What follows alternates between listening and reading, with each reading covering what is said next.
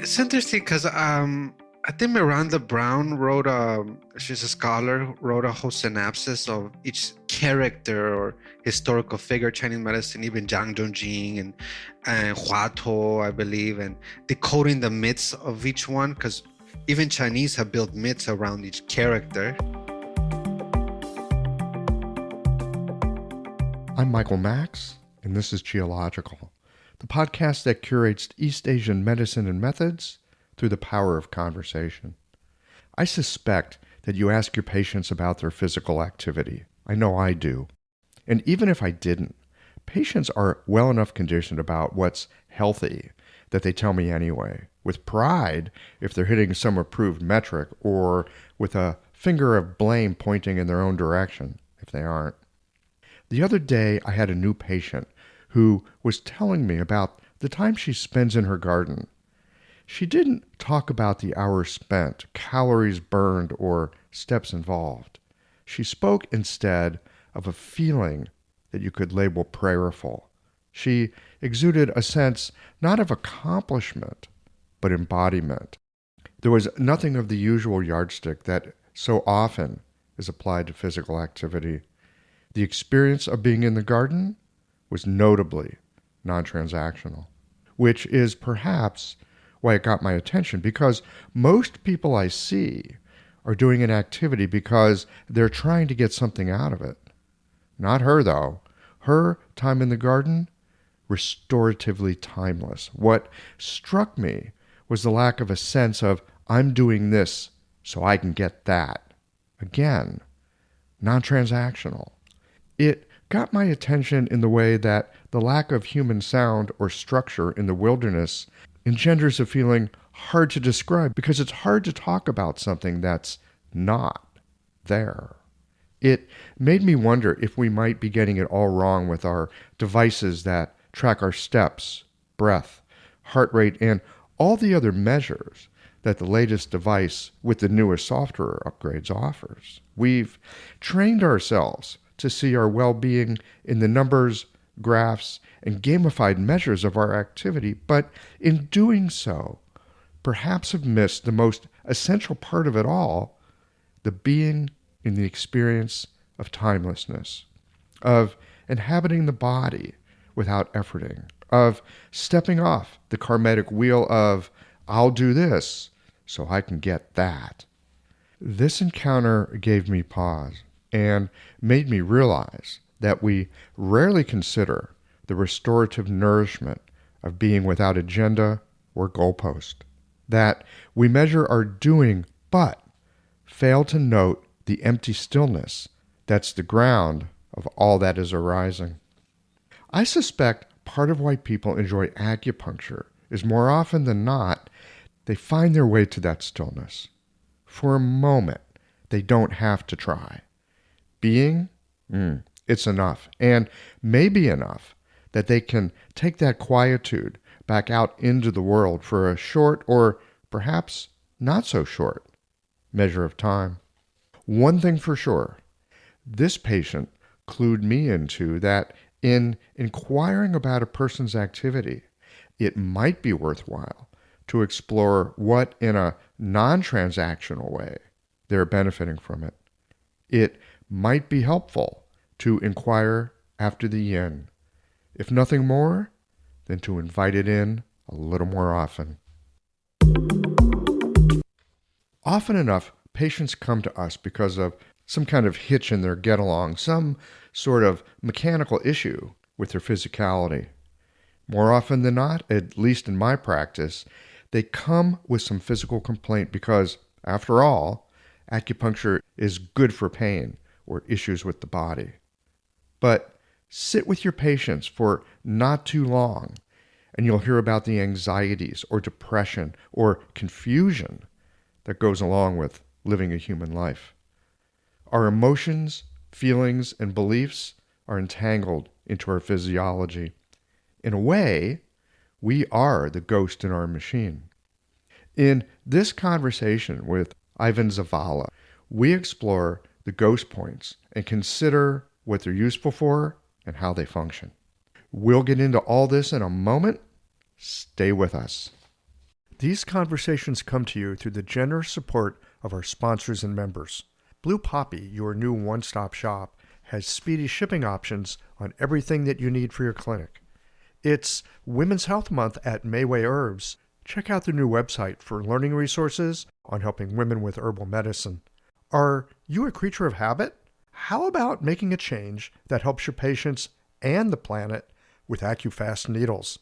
And later in the show, raising your fees doesn't have to be a difficult process. Jane has helpful suggestions on making it easy and effective. And finally, have you considered that having a thriving, profitable practice is one of the most healing things that you can do? Julie Bear Don't Walk has, and she can help you do something about it too. Do be sure to visit the sponsors page on the Qiological website to take advantage of all the special offers our terrific sponsors have for listeners of the podcast. Picture this. Your clinic is buzzing with patients, and then you realize that you're down to your last box of needles. No need for panic, because Blue Poppy, your one-stop shop for all your acupuncture needs, they ship orders received before 3 p.m. on the same day. With a quick visit to Blue Poppy's website, you can order premium needles, herbal formulas, and that special Dr. Bob's oil that your patients love. Blue Poppy understands practitioners can't keep patients waiting. That's why they strive to get you what you need when you need it. From high-quality Chinese herbs and formulations to acupuncture supplies and clinical essentials, Blue Poppy has served practitioners for nearly 40 years with products that meet the highest of standards. Discover everything Blue Poppy has to offer by visiting www.bluepoppy.com, and don't forget to subscribe to their mailing list for exclusive offers and more. Hi folks, I'm Ivan Zalava, president of Mayway Herbs. May is Women's Health Month, and as a women-owned and women-run business, we especially love how Chinese medicine can support wellness through every stage of a woman's life. So in this month's newsletter and podcast, we're covering topics like PMS, pregnancy, menopause, and osteoporosis. We'll share expert insights and effective treatment strategies you can put to good use in your clinic. Our Plumflower brand line includes herbal tea pills, tablets, extract granules, and organic herbs, all of which you can find on Mayway.com, and where you can also find articles, videos, and other resources to support your practice. Since 1969, Mayway has been a trusted source for high-quality herbal products. In these challenging times, please know that we remain committed to keeping our products accessible and affordable so you can take care of yourself and your patients. As always, thank you for supporting Real Chinese Medicine. Daily habits and routines feel comforting, familiar, easy, automatic. That's the power of repetition. You've worked out the kinks and can do it with your eyes closed. But what if you shook things up? What if you ditched the old routine and tried something new? Hi, I'm John Sten. I've practiced acupuncture for over 30 years, and together with my wife Kelly, we created the world's first eco-friendly acupuncture needle. The AccuFast earth-friendly needle system cuts your packaging waste by 60 to 90%, depending upon your needle type, speeds up your needling, gives you more control, and best of all, while you're healing patients, we plant a tree for every 2 boxes your clinic uses. Thousands of acupuncturists have already made the switch. In just the last year, they've helped plant over 16,000 trees. Since we started, that number has grown to over 50,000. So break the routine. Be the change. Visit AccuFastNeedles.com. Your patients and the planet will thank you. Ivan Zavala, welcome to Qiological. It's a pleasure to be here, Michael. Thank you for the invite. It is my pleasure to give you that invite.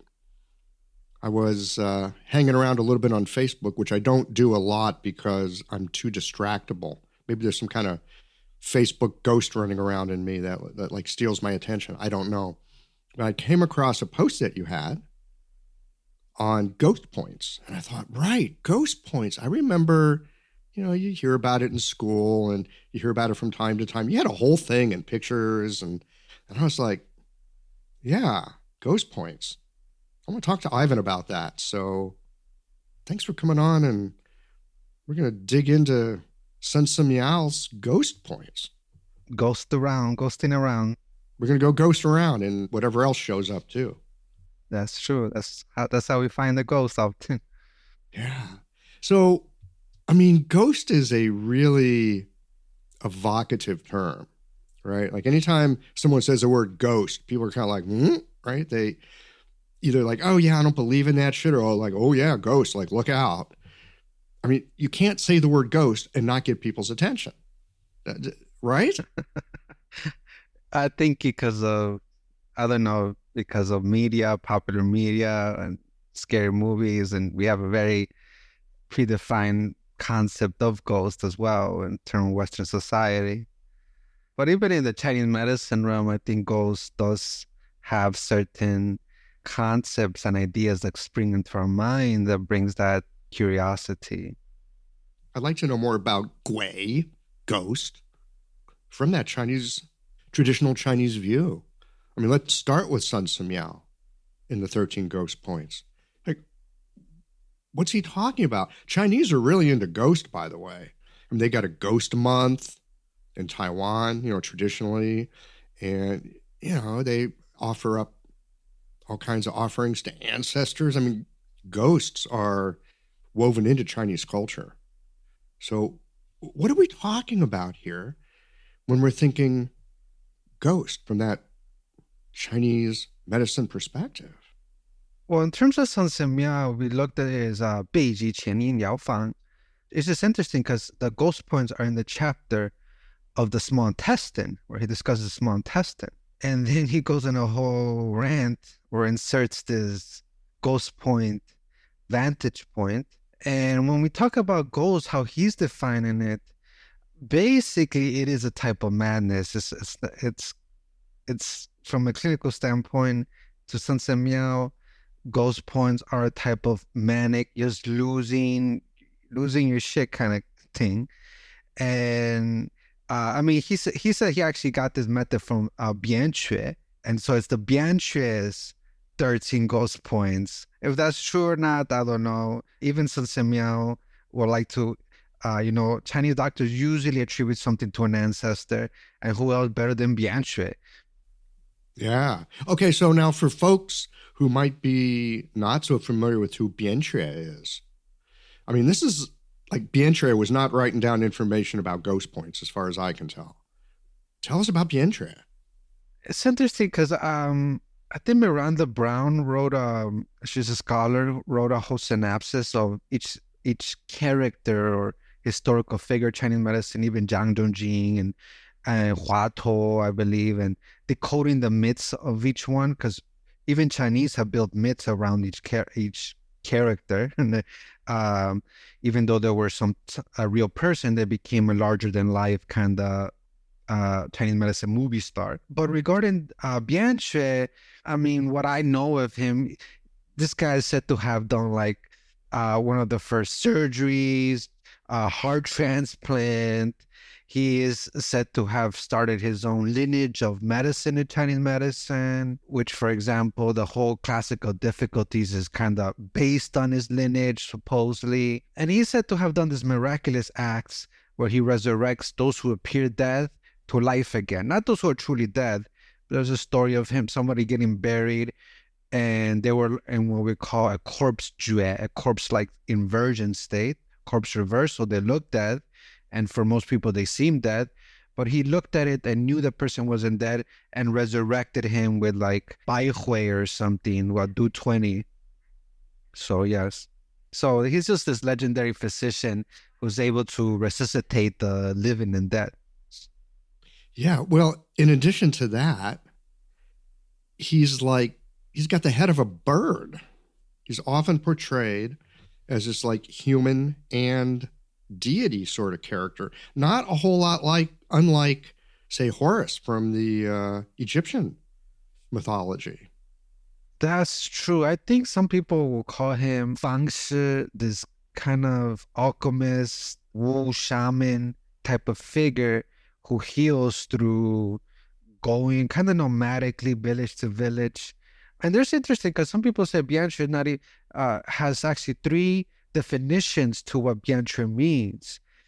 Bian Xue as a legendary, as a person, Bian Xue as a collective of people who are under the Bian Xue lineage. And third is bien shui, as was like the term for any type of physician.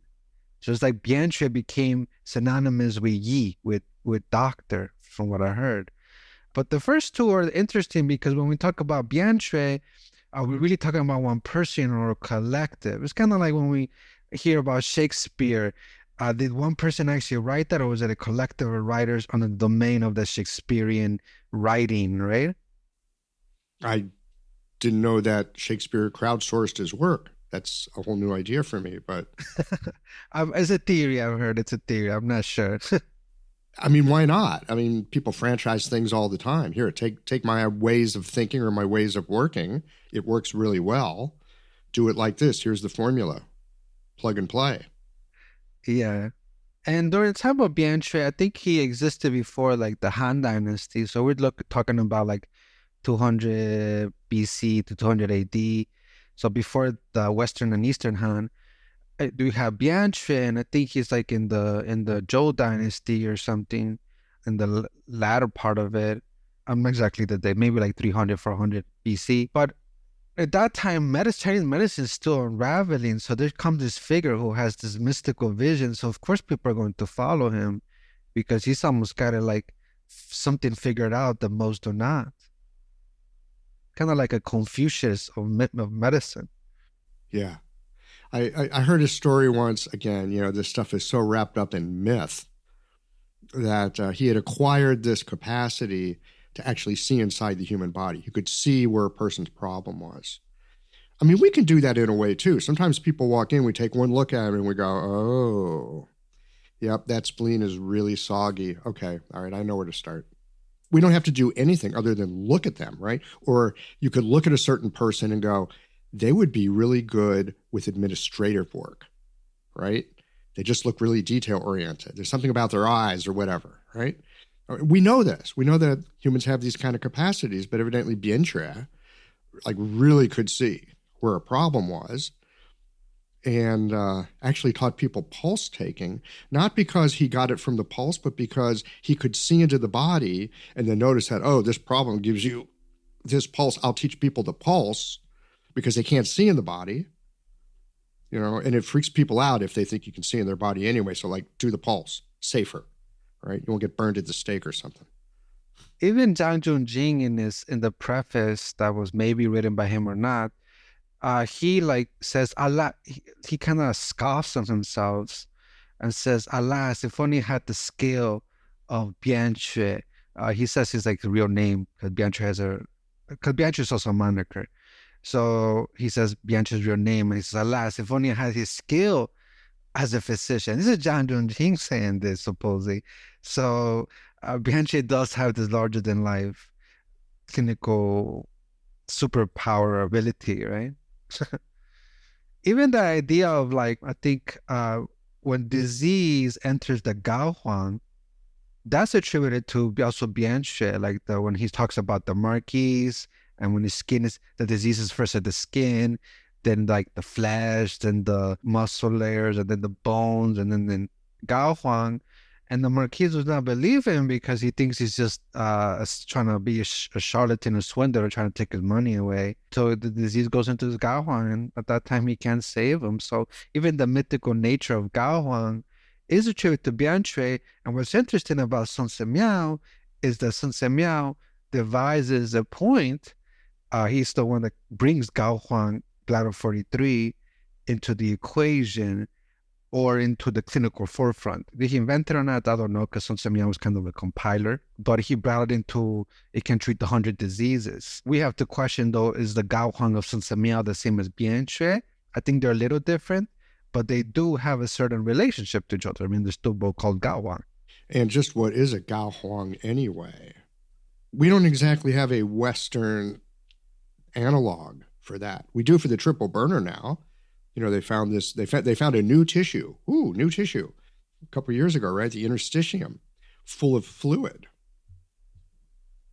A connective tissue that connects everything, full of fluid. Sanjiang. I mean, they found it. We don't really have an analog for Gao Huang, do we? I've heard some people say it's like the diaphragmatic like plexus or the diaphragmatic. It's like, because they say the Gao Huang is the fatty, what is it, the fatty part below the heart or something like that. So they say it's like the diaphragmatic membrane or something like that.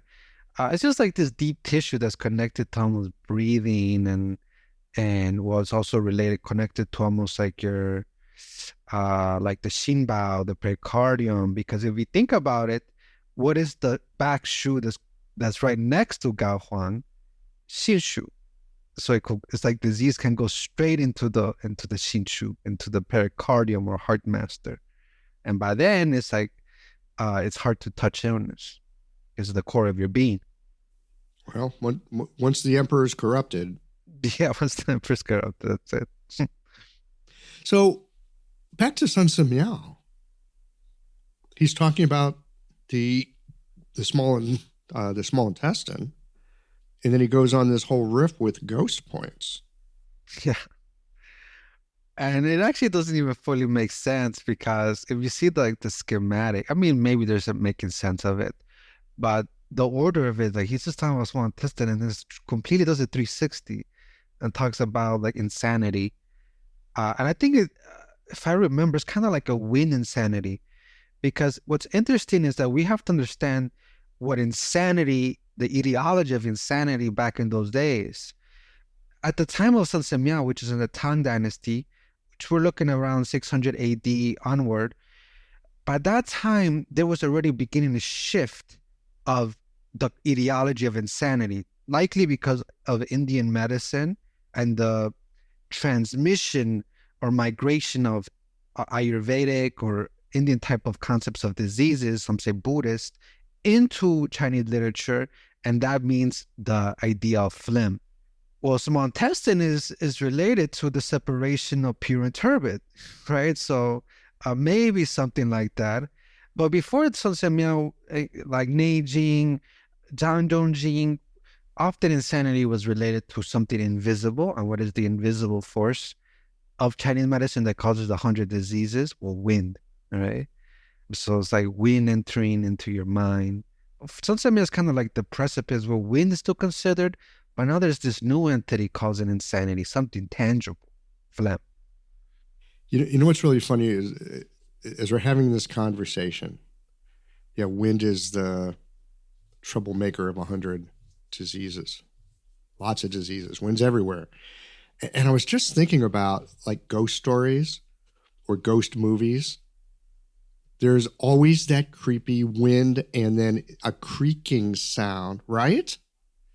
Right? A howling wind and then because of the wind. Isn't that curious that even in our culture, those two things are quite associated?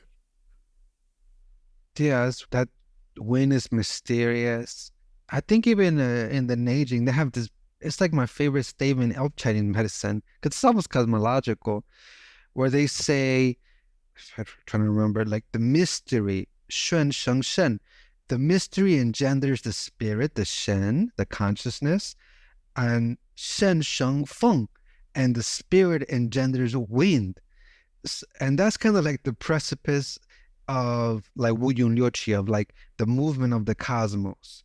So first there has to be some mystery that's completely beyond consciousness, before the Shen, before that awareness. Then that awareness arises. And once awareness arises, then there's a wind, which symbolizes movement and birth. So that wind basically is coming from that dark place, which gives rise to awareness. So I always think of that. I don't know why I like that phrase, but it kind of just like the Chinese medicine explanation of cosmology. It's so interesting because you could very easily make a correlate between wind and breath. Yes. You know, and even you go back to Genesis in our Western tradition. And I think isn't there something about like breath on the water is like the beginning of creation? I don't know my Genesis story very well, but I think there's something about light and dark and like wind on the water. Yeah, I'm Christian, but I'm not a very good one. So I haven't read Genesis in forever. I might need to bone up on my own our culture's own creation stories. But it's, to me, it's always curious when an idea or a concept or an image, for that matter, shows up again and again and again across time, across culture, in different places. Yeah, some people correlate even the idea of chi with wind, because what is the closest thing to chi? They say is like wind is, and when the chi leaves you, then when the wind leaves you, the prana or the oxygen or whatever tangible matter, then you die because there's no more movement. There's no more spirit engendering wind anymore because the spirit goes back into the shen, into the mystery. Back into the mystery. Yeah. Yeah, mystery at the beginning, mystery at the end. No doubt about that. I think we could all agree on that. Yes, even the most hardcore atheists, I guess, believe would still see there's something mysterious about life. Yeah, just don't know. That's for sure. So back to ghosts.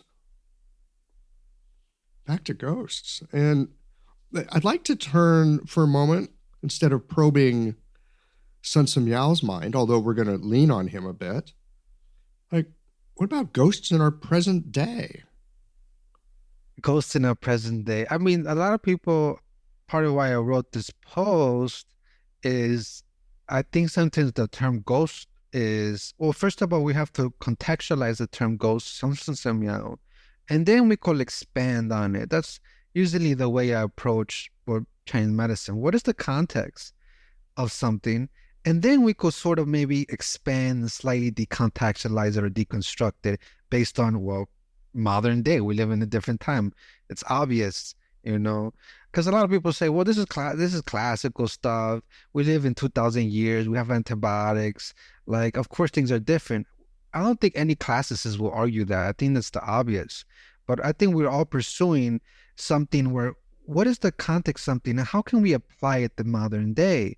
So ghosts in our times, well, the idea of ghosts is like, yeah, you lose insanity. And insanity can be, yes, full-blown manic breakdown, but it can also be any time where you have a disconnection from your senses.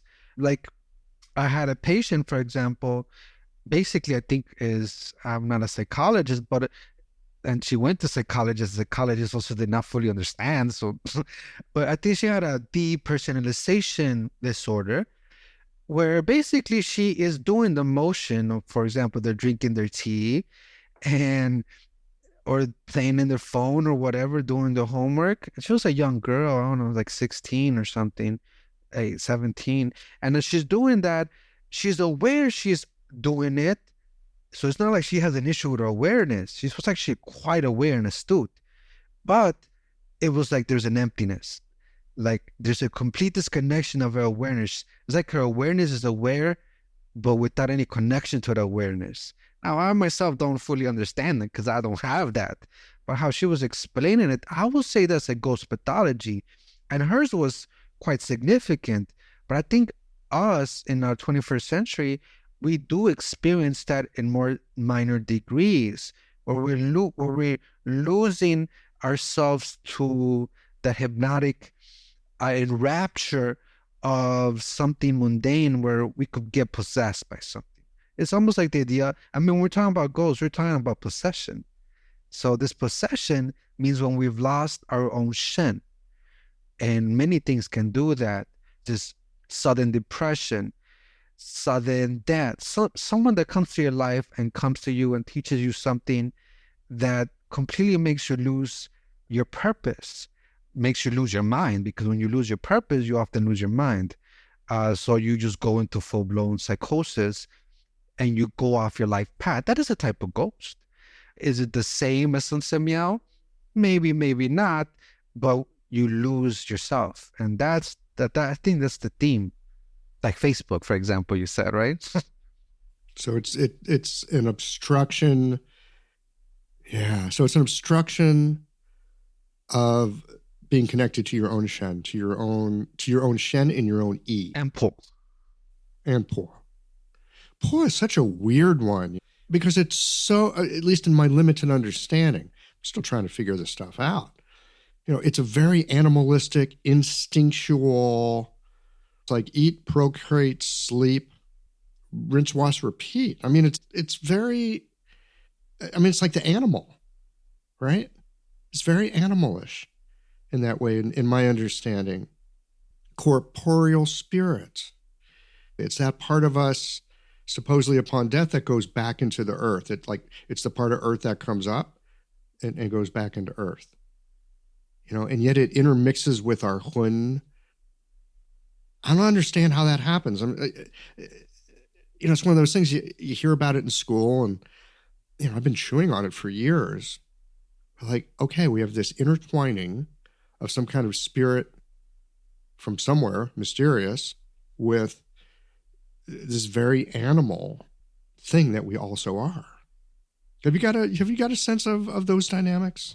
I could give my own sense, but I can only give my perspective. But well, first of all, like I know the Tao is separated, and they call it they have the San, like the 3 Han 7 Po. So Tao's religion will separate it, will dissect them even further and say, well, one Po is for sex. When you lose your pleasure of eating, you lost one part of the Po.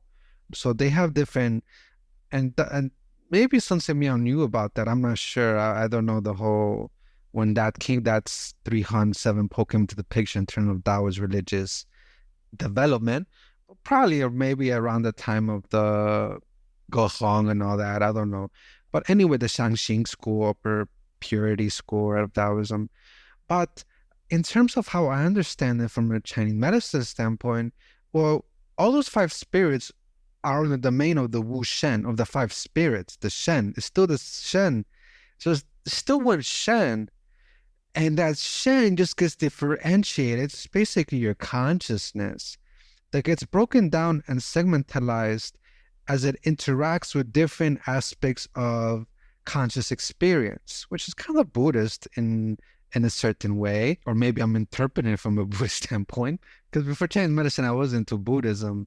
And so, but I do think there is maybe some comparison and parallel because it's still under one spirit. Just like when we talk about even Ning Shu, I forget the chapter, maybe chapter 17 or something like that.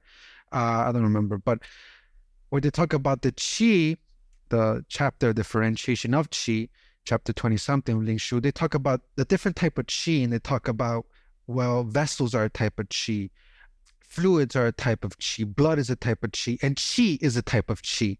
Like, so same thing with spirit. All those things are on the domain of Shen. So before we differentiate, dissect them, what is Yi, what is Po, what is Zhi, will, what is Shen, as a little Shen, we have to understand they're still under the domain of consciousness, of awareness, of however you want to interpret Shen. So we shouldn't miss that view. And then we could dissect that these are just Shen interacting in different things. In terms of when you're going to sleep, that's the Shen going inward. That's when you get dreaming, but it's still the Shen doing it. Then the Shen, as you begin to conceptualize terms and conceptualize the world, that's the Yi, right? And that requires blood and glucose to go into your brain.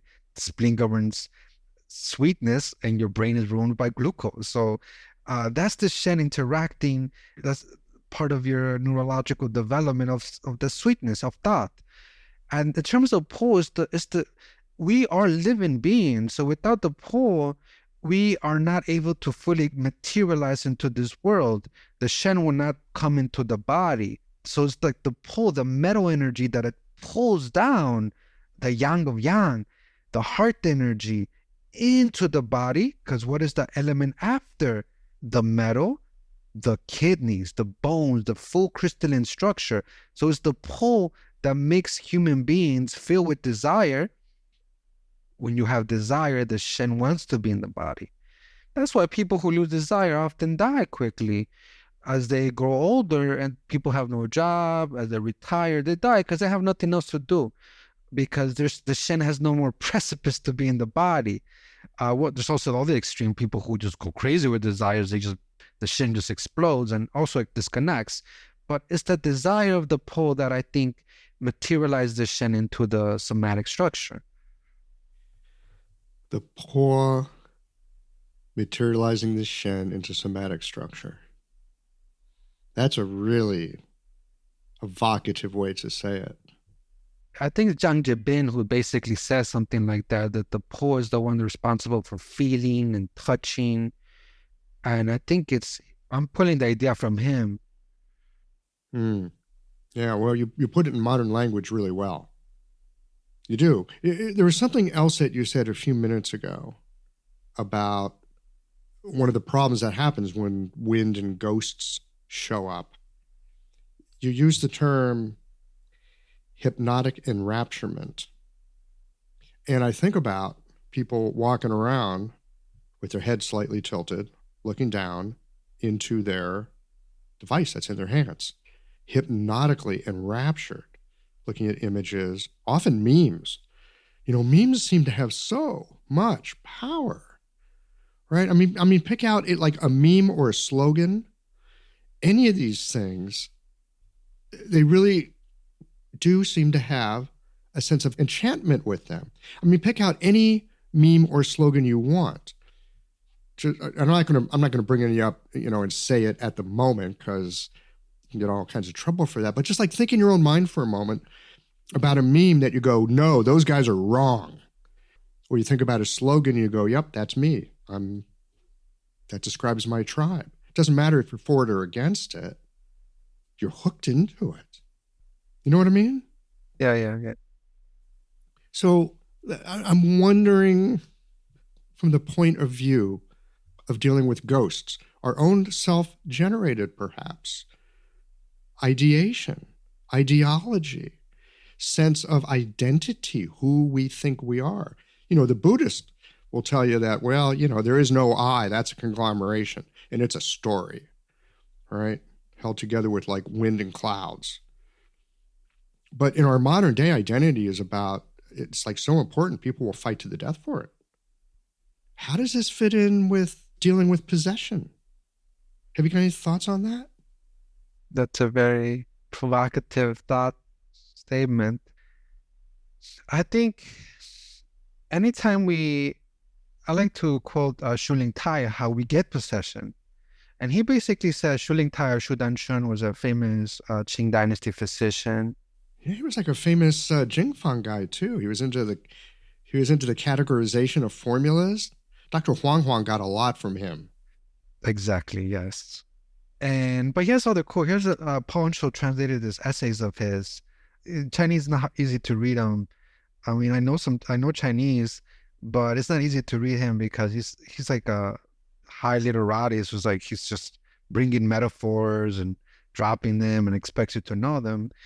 But in those essays that Paul Ansho translated, you get to see like his brilliant mind. He's basically one of the most critical thinkers of Chinese medicine, a skeptic, a critical, I don't know, there's a specific term for that type of mind, but basically a person who's just kind of philosophically dissecting everything. And then he's a physician, and he ridicules a lot of doctors and stuff like that. But he's kind of funny if you are into just people clashing and stuff like that. That's Shuling Tai. He doesn't hold his words. But there's an essay where he talks about basically ghosts, and this is a guy that's very critical, and he's not into supernatural things. But he identifies that ghosts are a concrete thing. But first he says you have to basically understand that before you diagnose ghosts, that your diagnosis is not correct or something physical, okay? Because it's very easy to say this is ghost related when it's just a misdiagnosis of something, okay? So first he makes the concrete point. But he does acknowledge it can be something unexplainable, supernatural. But he says the cause of it, the very cause of it, is just like Wei Qi. When your Wei Qi is weak, wind affects you. When your heart spirit is weak, your heart light, your Shen is weak, then Gui will affect you. So the cure for basically is to strengthen the heart yang. And that's why a lot of Sun Miao's 13 ghost points, yes, he does puncture, but a lot of time he does fire needling, moxa, strong needling to summon the yang qi, kind of like a shaman that's kind of drumming or bringing that evocative present, because what is the fire needle going to do? Well, bring you into your Shen into presence, or Moxa, or strong needling. It's to bring your yang back to awaken your heart spirit. And going back to the whole mean thing, is we are basically weakening our heart spirit when we put our consciousness onto some kind of false image. Even I think some idea of entertainment, where the heart governs also the emotion of joy. If you're constantly just looking for that sporadic dopamine, that is an addiction. And in the addictive phase, you are losing that heart spirit, because you're dispersing, or those joy don't and disperses the chi. So you constantly need that validation. You constantly need that entertainment. I myself am a victim of this because of our own dopamine chasing, where we're constantly seeking that. And when that happens, there's a disconnect between that materialization and that spirit, that heart-kidney communication. And that's the right moment for Gui to hit you. Because you don't know who you are. There's a breakdown between Shen and will and ambition or whatever. And I think from another perspective, to deviate a little bit, anytime people take drugs or stuff like that, alcohol, the spirits, or even cannabis or marijuana, I think it puts you to an environment of Gui, or an environment to get hit by Gui. Is that every time you do it? Of course not. But it basically affects your hun and your pole. That's why you feel floating. And that's the time where Gui can hit you. So yeah, so anytime you do something to separate your Shen from your body, that's a moment of possession or potential for possession. You could get lost. There's an emptiness when you separate your Shen from your body, and then other influences easily can enter. Would it be fair to say a lot of us are somewhat possessed these days? I know that's provocative, but I'm putting it out there. I think if you have heart-kidney communication, you do have a certain possession to some degree. There's actually, a famous Jingfang doctor, I forget his name. He's famous in the Chinese community, but he basically says a provocative statement. My friends disagree, but I think maybe there's something to it. There's always something that might be somewhat incorrect. There's something correct about it too. And he says, Xiaoyang disease is caused by ghosts. Now, I think, people are always, how often do you diagnose Xiaoyang disease?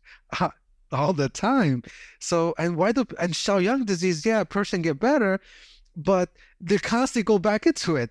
It's like the cycle of Xiaoyang, and you get them better, you harmonize them, but then the ghost comes back, then the Xiaoyang comes back. Because Xiaoyang, little yang, is basically you're wasting your yang. And as you waste your yang, the yin can enter you into that spaces, into the triple burner, into the formless spaces. And Xiaoyang, triple burner, is connected to the pericardium. So as it enters your pericardium, that the triple burner pericardium, and Najing says, these are the formless organs. And that's where the ghost is going to hit you, into the yuan qi, into the blood. This episode is brought to you by Jane, the clinic management software that honestly just makes running a practice easier. Let's dive into something that's never easy, but sometimes necessary: raising your fees. It can feel awkward, right? But here's a tip that can really help. Consider offering flexibility to your patients as you introduce the change. When patients face new fees, it's natural for them to feel uncertain or concerned. That's where flexibility can really make a difference. Offering options like a phased increase, suggesting a payment plan, or even taking a moment to talk things through can help to ease the transition. These thoughtful gestures show your patients that you're listening and care about them, which strengthens the trust you've worked so hard to build. If you're looking for more ideas on how to navigate these kinds of changes, head to frontdesk.jane.app and check out the article, How to Tell Clients You're Raising Your Fees. One last thing, if you're ready to give Jane a try, you can use the code QIOLOGICAL for a 1-month grace period on your new Jane account. It sounds like there are different ways that ghosts can enter. We just talked about if your Shen is not stable, you disperse it, ghosts can come in. Now we're talking about the Xiaoyang. Through the triple burner, ghosts can enter. Could we go around that Zul clock, not the Zul clock, the 5 phases, and see an entry in each of those for where a ghost could take up residence? Yes. Oh, we have to also remember that Xiaoyang is basically governed wind fire. So that idea of wind still entering you is the same as a ghost. And what is the first ghost point that Sun Miao talks about is basically Rendong, right? Do 26. And that is a major point for Zhongfeng, for wind strike, which I talked in that post about. So the first, it goes, just like wind strike hits you, you get what I call a Guizhong, a ghost strike. And then the set of next 2 points are basically telling you about the nature of the ghost. We have Gui Lei and Gui Xin, which is basically Tai Bai and Shaoshang, basically spin 1 and long 11, which are basically tie-in Jing wells. It's the 2 ends of the tie-in, Great Tie-in Jing. Yes. The wood points, the wind which govern wind, entering into tie-in, into the hand channels, into dampness, because tie-in governs dampness. So it's like almost this wind that goes into the yin organs and gets stuck through dampness. And that's how I think Gui hits you. It goes into the Zang. It goes into the spirits. It goes into, and it begins to circulate through, I think maybe you could say through the Sanja or whatever, as it begins to consume your yuanqi. So it's really parasitic in its essence. Yes. I was going to say it's interesting that the first 2 points after Renzong are the ends of the tie-in channel. Yeah. And even when you do them clinically, it is kind of like you're doing some kind of exorcist. I feel like it, or patients feel like it, because they're feeling this crazy needle going into the fingertips. It's not like you could needle them 100% painlessly. It's impossible to go into, you can't. And you needed them, and you got the needles in these 4 fingertips or whatever. And then you're stimulating, and then there's just something happens clinically and I've seen big shifts happen from that, But it's just like you're performing this ritual as you're needling, and you're conducing this exit. That's why they're the Jing wells, because the Jing wells govern exiting, true. So yeah. Can you give me an example in your clinical work when you've used these points for some kind of ghosty condition? Well, for example, I've used them recently for an individual where she has bipolar, especially when she goes very manic. So I used it for her. Now, one thing about ghost points, I think, let me be clear, I think you could treat ghosts without the ghost points. And a sense of Miao makes that concept too, because the 13 ghost points are not the only points that Sense Miao talks about treating ghosts with. For example, there's another point, Jianshi, pericardium 5, the metal point, that in the pericardium channel, that can treat phlegm. Sense Miao talks about that for ghosts. Some people put that should be a ghost point combined with ghost point. Feng Long, stomach 40 can be used for ghosts. In Dong acupuncture, I've used San Zhong, 3 weights. For those that know Dong acupuncture, 3 weights, which is kind of in between Yang Ming Xiaoyang. And we use that for phlegm and stuff like that.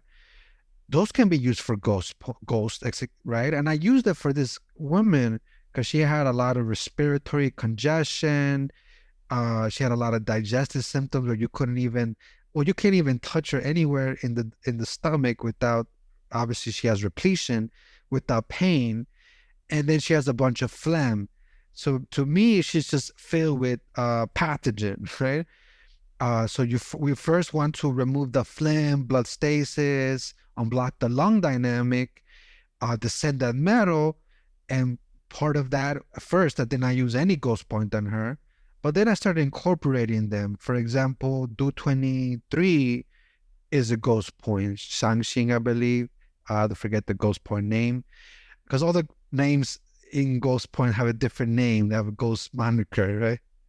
I think well, I'm looking at your map here. It's Guitang. Guitang, yeah, the ghost hall, right? So I use for her because for me, how I select ghost points is based on the pathodynamic. That's one thing. That's part of the reason I wrote that post, because I saw people writing ghost points and so stuck and limited. I basically believe, it's my idea, my perspective, that they believe ghost enters through layers, through Trinity. So they divide the ghost point into Trinities. The first 3 are Trinity, then the next 3 are Trinity, then the last 4, I believe, are Trinity, whatever. But I don't ascribe, I think there's 3 fortune, I forgot. But I don't ascribe to that at all. And I think it's Anson Senyal does not make that point at all either. So I think it's a Taoist influence or somebody's influence trying to put it into this box of penetration. To me, the ghost points, you could combine them to the clinical scenario.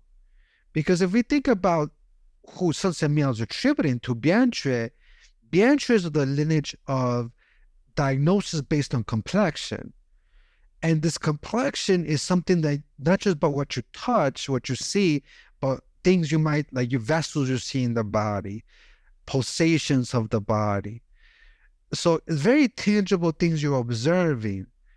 So you're supposed to change your prescription based on the tangible manifestation. For her, I will certainly I used lung 11 and spleen 1 combined with Gui Tang to 23 because of the manic phase and because she had this tying phlegm. So that's one clinical scenario. Another ghost point that I like to use a lot is Feng Fu. I think they say that ghost pillow, right? This Gui Zhen, because that's where we begin to affect the ghost directly affecting the brain. So I've used that, for example, on the girl with deep personalization disorder. And I've used it a few other people who have depression, and after the ghost points, they had no more depression meds. Am I saying that it will cure me depression? No, I do not believe that at all. But I have used them in people with depression and anxiety where they're taking meds and they no longer need meds. So it is interesting, the power of ghost points. So there is something to them. Now, again, I don't recommend that you use them in view of psychological medication or psychotherapy. Maybe there's a conjunction, just FYI. But I have seen people get off those meds with treatment. Yeah, well, we often can help our patients get off all kinds of meds with treatment, especially if they're looking to try to get off meds.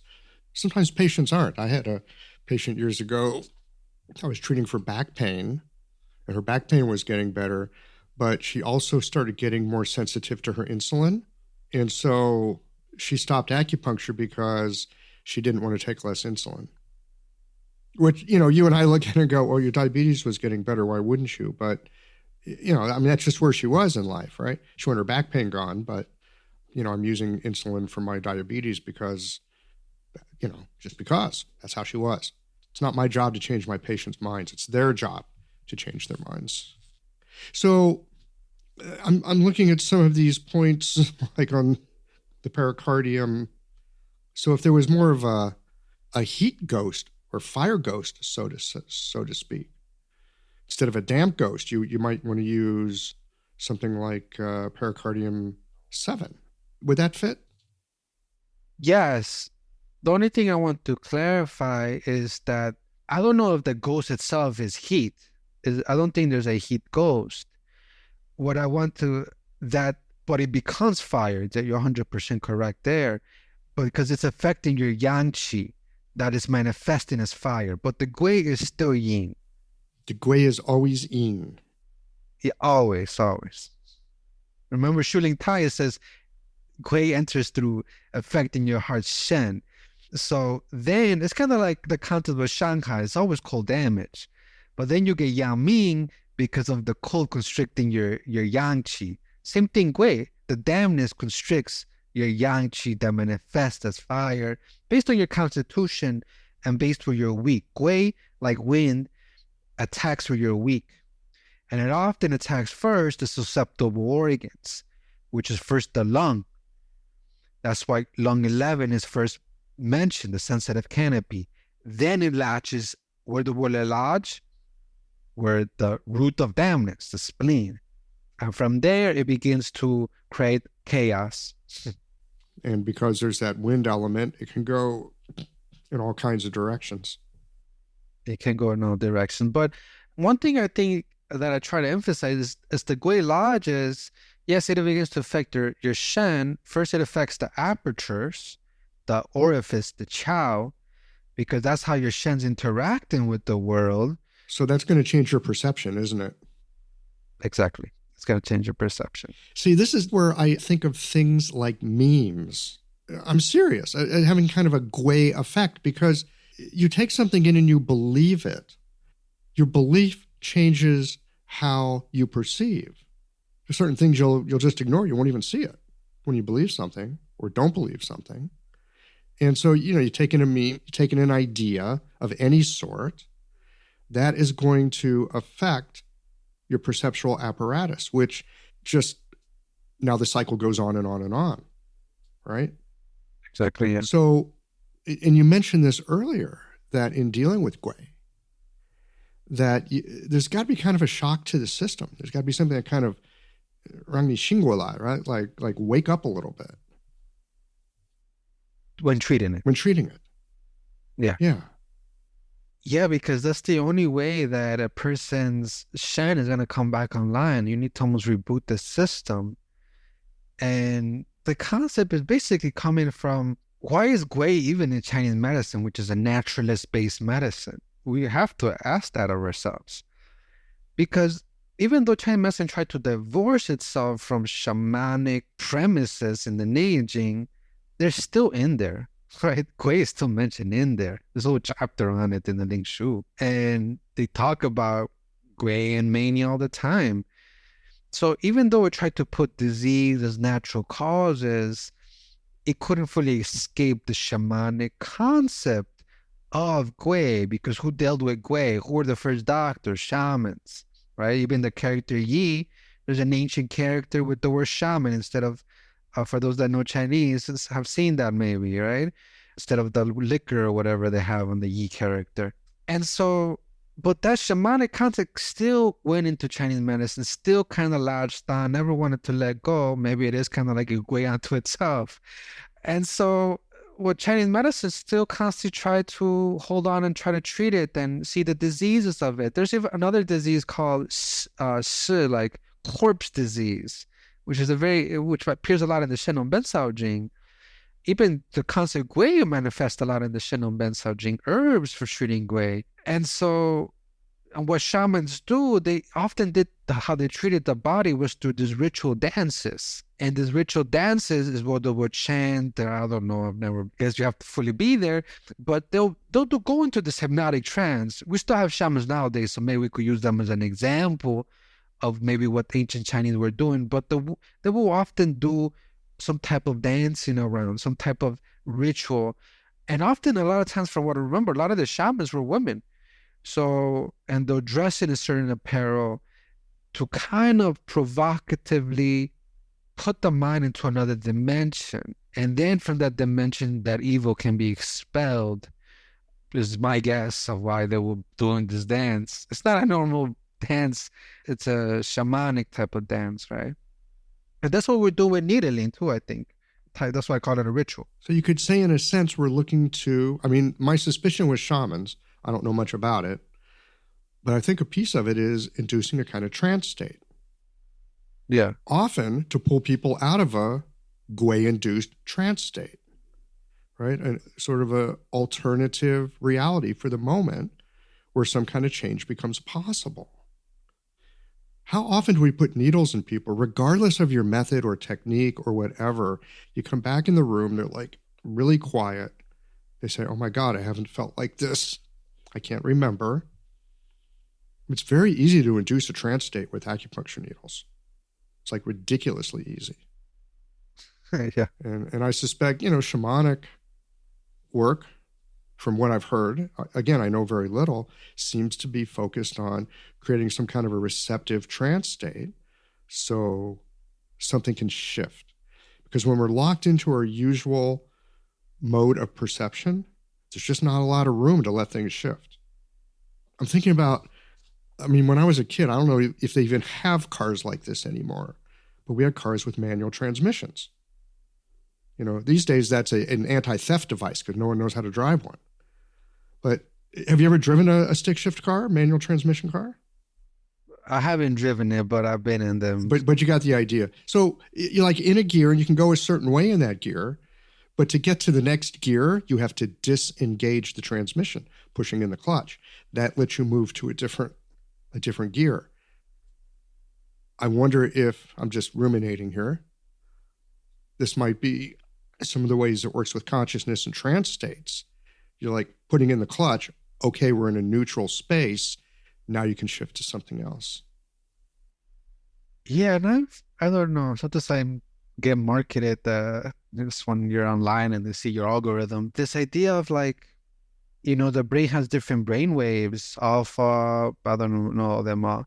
And so it's kind of remind me what you're saying as your body goes into different, I don't know what's the neutral brain wave, but if you're in a state of trauma or something, then that's going to be in a specific type of brain waves. And when you have that eureka moment, that flow state, that state maybe of closer to enlightenment or whatever, you're in a different kind of brain wave. So the changes of clutch makes me think about you're trying to change like the tune of your brain so it can change the perceptions of reality. But I want to add that sometimes before we do that in the clinical scenario, we do have to concretely remove pathogen, right? Phlegm particularly, because that's going to block the orifices. And when the orifices are blocked, no amount of changing someone's mind is going to lead to the clear yang, because there's turbidity in the head or in the heart. So I think that's one key part that we can do is, although we can't change a person's mind, like you said, like the insulin, we could sort of change their biorhythm or change their homeostatic balance of getting rid of pathogens so the person can easier be able to have clearer perception. Because for me, the person that didn't want to take insulin, that's not a clear thought to me. That might be because there is pathogen, I don't know. Or maybe that's just her perception of being things. But for me, from a clinical scenario, people often change when we remove pathogens. As those pathogens are removed, it's like their mind changes from what I've seen. Having a thriving, profitable practice is one of the most healing things you can do as a healthcare practitioner. Because a robust business is the ultimate expression of vital chi. And that's the heart of our medicine. I'm Julie Bairdontlock, and I help practitioners grow nourishing, profitable, authentic businesses that embody the generative cycle of Chinese medicine. This isn't about all yang all the time. It's about expanding your own internal capacity, growing collaborative relationships with your patients for ethical patient retention, and marketing as an extension of this medicine, not a necessary evil. You already know that everything is connected in your patients' lives and bodies. The same is true for your business. When we align your systems, your schedule, your pricing, and your offerings with you, we create flow, which means more spaciousness, more impact, and more joy. When you are in the flow, fully resourced in terms of chi, time, and money, your business becomes a source of healing, not just for your patients, but for you.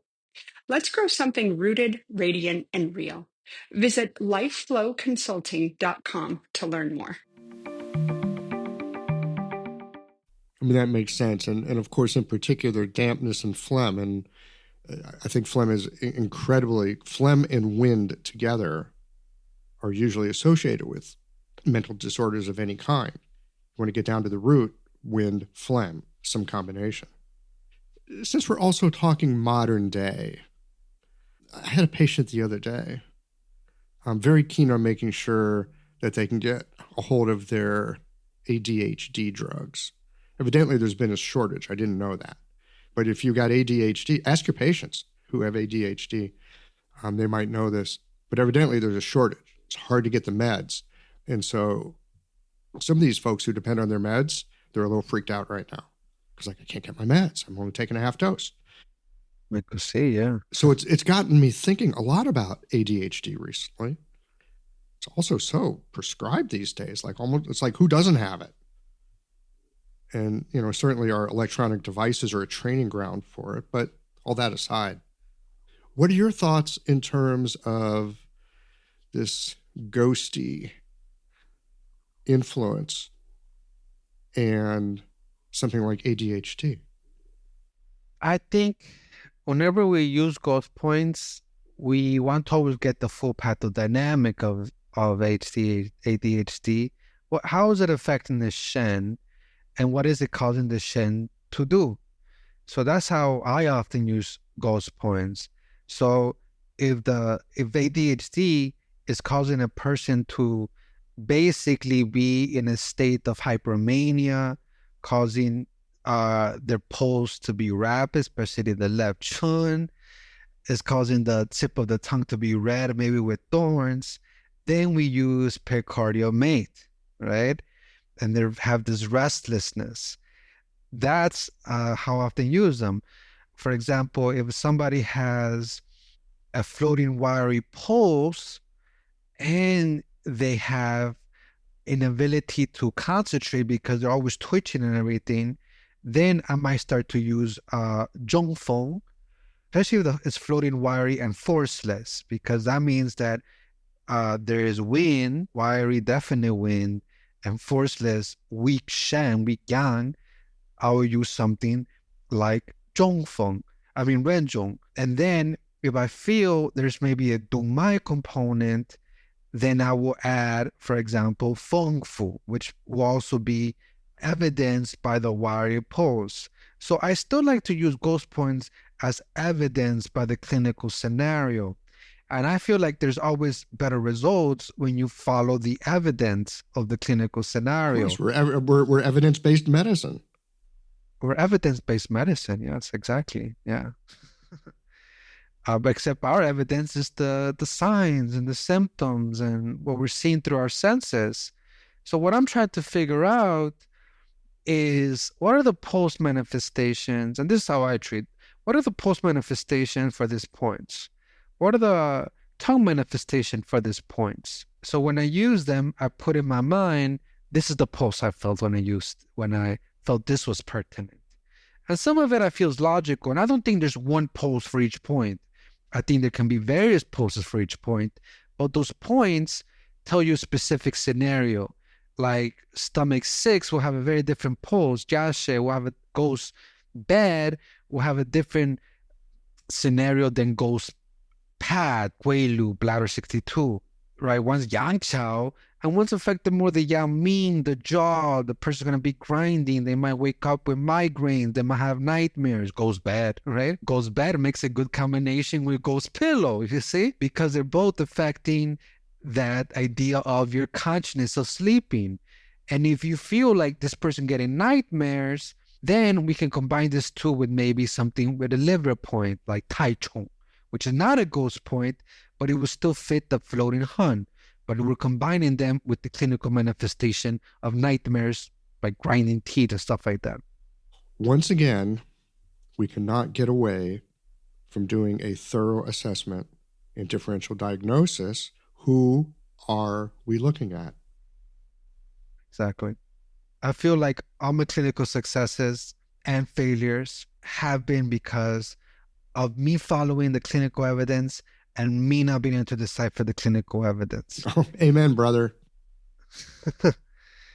Or sometimes you decipher it in retrospect. How many times have you get the clinical evidence, you get an idea, you put the needles in, you go out of the room, you're thinking about it more, maybe writing some notes and realize, oh, there's a whole piece. I missed it. I saw it, but I missed it.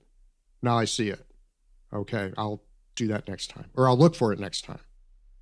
I'll look for it. Or I'll incorporate it in the herbal medicine. Or I'll incorporate it. Yeah, I'm making some herbs. I'll take care of it there. That's it's a good backup, isn't it? It is a good backup. Yeah. Man, a lot to discuss here. And we're getting close to winding this down. Can't believe we've covered so much. And yeah, I mean, the time went by in a really ghosty way. One thing I want to add is that if we explore like Sun Miao's clinical literature, not where he mentioned the 13 Ghost Point, his second book, the Yi Fang, the wings that he adds to his other book, which is a whole separate book. There he basically talks about, there's a section where he talks about herbs, and he categorizes herbs, basically makes his own materia medica, in different categories. Like the first category are herbs for wind. The second category is, I don't remember, whatever. But there's 3 categories next to each other that I always find interesting. I feel like there's an evolution or connection. Like, why is he putting them together? The first category will be gui, ghosts. Then the second category will be gu, which is gu toxin. And then the last will be chong, which is basically worms, the bugs. So parasites. So it's almost like gui is the intangible manifestation before you get gu, which is a very big idea in the West now. Viruses, to the work of Heinrich Fruehauf and stuff like that. And then chong, an actual tangible worm that doctors can actually see, biomedical doctors. But gu, you can't always see it always, even though the person might have. No, long COVID would be a kind of ghoul. Yes, it would. But when you have acute manifestation, maybe you could say it's a type of gui or something, or the remnant of it might be a type of gui. Like, why is this person still sick for so long? So gui also brings to the idea of latent pathogens. So there's certain herbs that can get rid of this gui. Even in the Shinnon Bensao Jing, we see them, like Shengma, Simicifuga, gets rid of the epidemic and the 100 ghosts, the 100 corpses. Chaihu, well, it doesn't say ghosts. It basically gets rid of the old and brings out the new. That's a clinical strategy for ghosts. Da Huang can be seen as getting rid of ghosts. It has the same Chaihu indication, getting rid of the old, bringing out the new. You're purging the ghost out.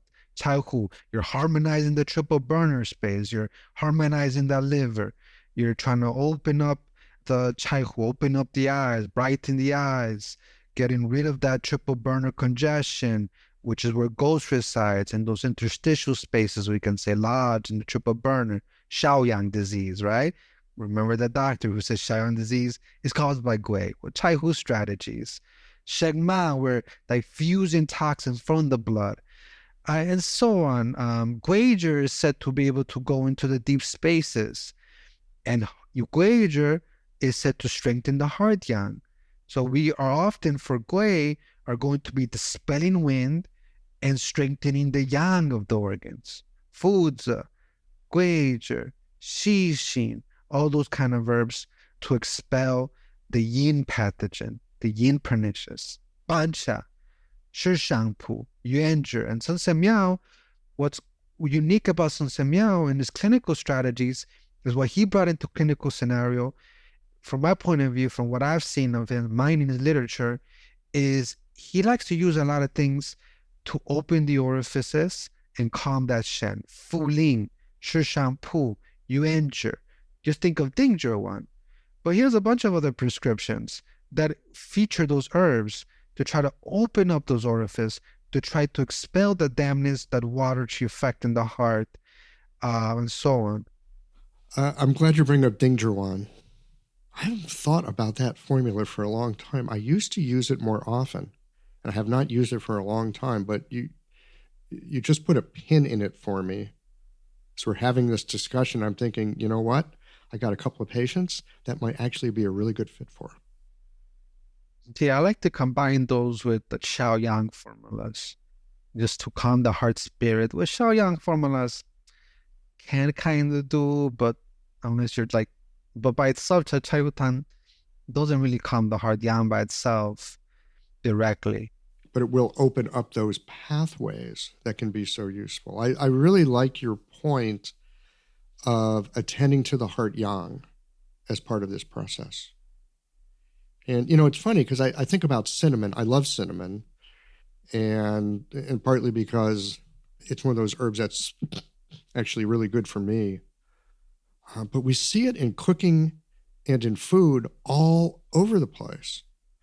And sometimes when I want my patients to take something cinnamony, I might not be able to get them to take herbs. I'll just say, do you like cinnamon? And often they'll say yes. I say, great, eat as much of it as you can. Just like put it in whatever you like dose it up. And, even as a food therapy, that can be really helpful, I think. Yeah. Those spices, I think, can. And it's pungent, so it's kind of awakening as well.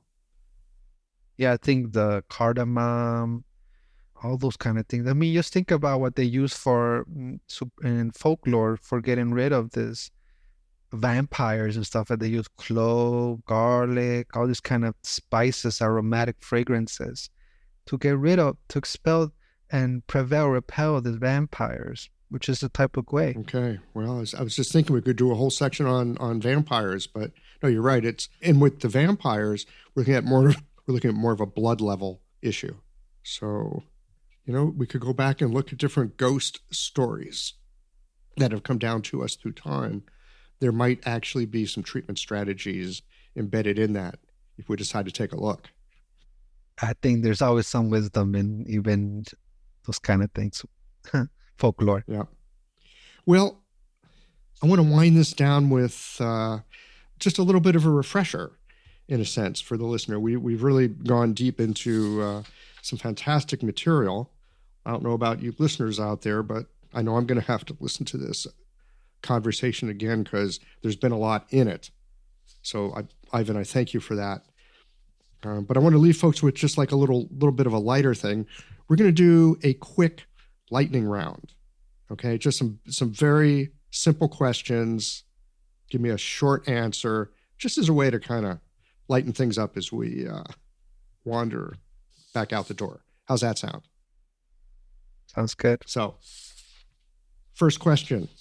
What are you reading right now? What's on your nightstand? I'm reading, what's his name? There's a Taiwanese doctor, it's called Beyond the Being, and he just has different clinical strategies for all types of diseases. Beyond the Being it's a Chinese medicine case study kind of thing. And then Ye Tianchi's, the big book on Ye Tianchi. Oh, that's another whole great topic. I wouldn't know much about it. I'm just reading and trying to decipher it. Well, that's why we read it, right? Wonder what's in here. What's your favorite book of fiction? My favorite book of fiction? I haven't read fiction in so long, to tell the truth. But I've always liked that one of my favorite first books that I read is like The Girl That Owned the City. It's just like adults die due to a virus and children take over the world. And I don't know, that caught my eye. It was the first thing I read. I wouldn't say it's a favorite though. Yeah, I think I would have enjoyed that in high school. Yeah. Okay. What's your favorite snack? Probably some type of fruit, to tell the truth. Any type of fruit. Oh, okay. Nothing crunchy, huh? No, sweet. All right. Complete the sentence. Acupuncture works by Stimulating the neurovascular body system. What is the worst advice you've ever received? Worst advice I ever received, suck it up. And what's the most heartfelt thing that you've learned from practicing medicine? Heartfelt thing is there's always something. Life is fleeting but precious. Life is fleeting but precious. And patients are stronger than I am. Patients are stronger than you are. Many times, yes. Especially those with serious illness. They're my teachers in many ways. Yeah. Well, Ivan, that seems like a good place to put a pin in it for today. Thank you so much. Thank you so much, Michael. I enjoyed this conversation.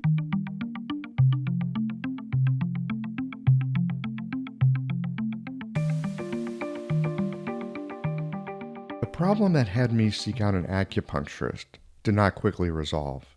There were other aspects of my life and health that I did not think I had a problem with. But after my first 2 treatments, it was clear to me that I'd banked away a not small amount of frustration, and it leaked out in all kinds of unproductive ways. It was a surprise for me that the first thing that started to change with acupuncture were my emotions. And it's often a surprise for my patients when they find themselves at the end of an acupuncture treatment feeling a sense of quiet appreciation of their lives. Acupuncture, as you know, if you practiced it for any amount of time, it has a profound effect on a person's ability to more fully inhabit their emotional life. Often enough, it frees up the places of immobilized fear or resigned discouragement. Considering ghost points is challenging because of the charge that goes with the idea of a ghost. The idea of a spirit not properly embodied, that's how I'm thinking about it at this point. Call it a ghost, or trauma, family pattern, or denied feeling or experience. When the emotions and the physicality don't mesh, there's often issues. And our medicine, it can help with the reconnection. Well, here we are at the end of this episode. If you've listened up to this point, you're either a rabid fan of Qiological or the forward button on your podcast player stopped working. If you are indeed a fan of the podcast, you can help us to bring new episodes to our community of practitioners by supporting us with a membership or a one-time contribution. Details, of course, are on the website. That's it for today, friends. Join us again next Tuesday for another thoughtful episode of Qiological.